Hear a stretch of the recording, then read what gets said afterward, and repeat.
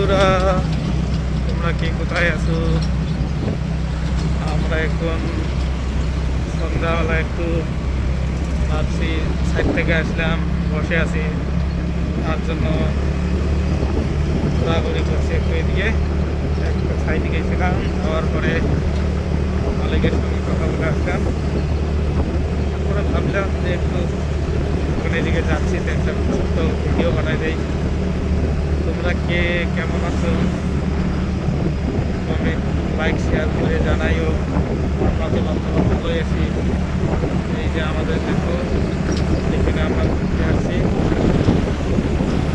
এই যে কত সুন্দর রাত্রিবেলা বাইকে, কত সুন্দর দেখার, ভালো লাগে।